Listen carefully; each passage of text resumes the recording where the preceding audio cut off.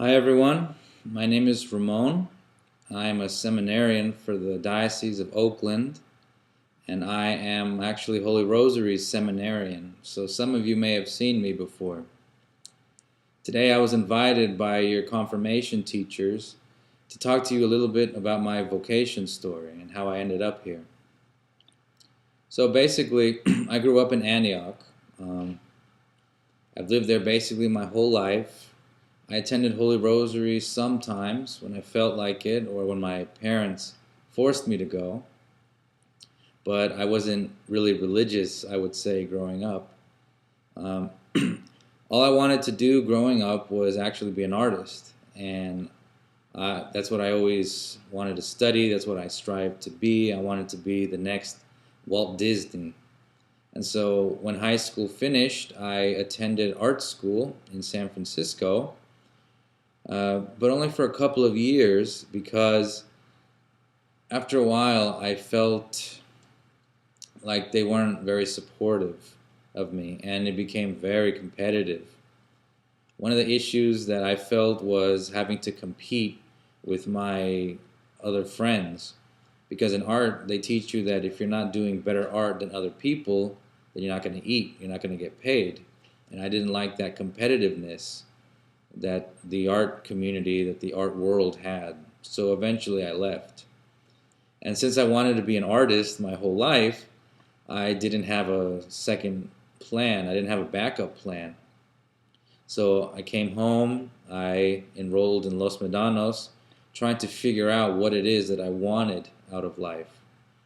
And I couldn't think of anything really. And then one day, actually, my dog got sick. And I'll remember this forever. I was sitting in the veterinarian's office one day holding my dog, and I thought, the vet is going to come in here, give me some encouraging words, and I'm going to feel better. Wouldn't it be great if I was the person that people came to when they were in the most difficult situations of their life? And so I thought, why don't I be a vet? But that lasted for about a second because I suck at math, and I suck at science, and I suck at doing stuff in labs, and I get sick when I look at blood. So being a veterinarian was not going to work out for me. But then I thought immediately, why not the priesthood? Now remember, I didn't consider myself religious at the time. And so I talked to my pastor, who is Father Roberto, and he set me up with a few meetings. We call them come and see weekends. And so I visited the Dominicans. He gave me some reading material, and I studied about the priesthood, what's called the Sacrament of Holy Orders. And I fell in love with the idea of becoming a priest. And so I got confirmed. I got confirmed later in life because I went through the RCIA process, which is a great process. And I'm forever thankful for that. But I do wish that I had stayed in confirmation class, as you are now, because you're getting some really good insights, because your confirmation program is much better than the confirmation programs that me or your teachers went through. They keep getting better, and that's a blessing for all of you. But once I knew that I wanted to discern priesthood, I got involved more in the parish, and so I was helping out with men's groups, I was helping out with Life Teen, I was helping out with all different kinds of ministries. And through those ministries, I actually met this young man. His name is Diego Torres. He sometimes volunteers at Holy Rosary. You may know him. And I also met this other young lady named Marines Novoa. And she hangs around at Holy Rosary sometimes also. You might know these people, but they have become very good friends of mine. And I'm thankful to God that they were put in my life. And so we were all doing ministry together. We were all helping the poor. We were all doing young adult things. And I enjoyed it. And I applied to what's called the seminary.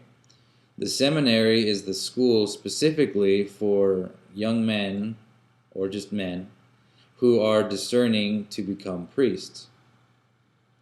So I applied to school out in Iowa, actually, because I wanted to do missionary work.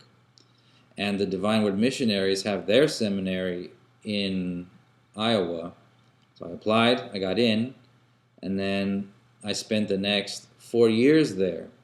Actually, I spent 3 years there, and then 1 year in Chicago, studying with them, and I loved it. I studied philosophy, which is kind of the basis for those who are going to become priests. And after that, I discerned that I wanted to do more domestic work, that the call that I had felt before to do foreign mission work, to go out to foreign countries to learn new languages and cultures, wasn't really there anymore. And so I felt a tug in my heart by God to do more domestic work. So I applied to the Diocese of Oakland, which is our home diocese, and I was accepted last year. And it's been great so far. I've met some wonderful people. I've been going to school, studying something that I truly love, and I haven't had any regrets about what it is that I'm doing currently. So in a few years, after some theology, after an internship at a church, or as we call it, a parish, I will be ordained as a deacon and then as a priest. So that process will take another maybe 4 years. One thing that I wanted to kind of touch on was my discernment. So a lot of times when we talk about discernment, we think about choosing between being a priest or choosing between being a nun. And that's not correct. Discernment means figuring out what God wants for your life. Now, all vocations are about love. A vocation is the state of life that God knows you will be able to love people and to love God more fully. So we discern so we can know what our vocation is. So basically, discernment is through prayer, finding out what God wants for you. A lot of the times we discern a vocation, which is how God wants you to love more fully. But we also discern other things in life because it's about choosing what it is that God wants for us every day.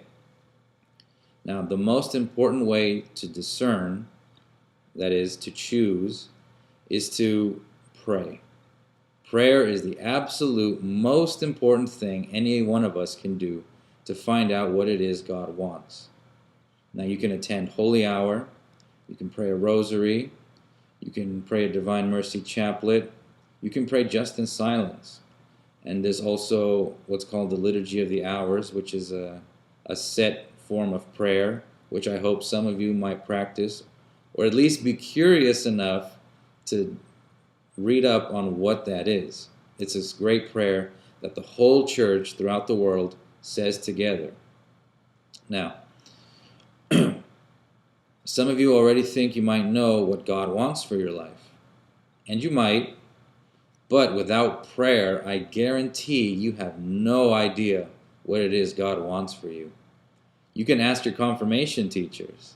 I bet you they would never have guessed where God was going to bring them today. 10 years ago, 20 years ago, I guarantee they had no idea what God had in store for them. But they had a better idea now through prayer. But I also bet that your confirmation teachers are happier than they could have ever imagined. A little bit about that. Discernment is more than a feeling. Because as all of you know, good feelings can come and go the same way that bad feelings come and go. And this is where a spiritual director comes in handy. Now, a spiritual director is someone who has a good relationship with God and wants to help you discern what God wants for your life. I myself have a spiritual director, and when I was discerning whether or not I wanted to be a priest, I asked one of the Dominicans at the time to help me decide what it is that God wanted for my life. it doesn't have to be a priest. It can be anyone. But it needs to be someone who has a good working relationship with God. In the same way that all of you have to pick a confirmation sponsor who actually goes to church, who actually prays, and who you can have good discussions about religious stuff, your spiritual director, if you choose to get one, should be someone that you come to openly, freely, and who knows a little bit about God and what God wants. Another way is by reading spiritual books, especially the Bible. Now, the Bible is that thick book about Jesus that no one reads. But I'm sure that all of you in this confirmation class have at least been exposed to a little bit about reading the Bible. And that's one of the best books to read to find out what it is that God wants for you. Because if you're going to find out about someone, you're going to want to know about them. The best way to know about God is to pray and to read His book. Now, so for me, when I was discerning, I always wanted to get married. That was a given. And most of you in this class today are going to get married. Although we would hope that some of you consider priesthood or becoming a sister.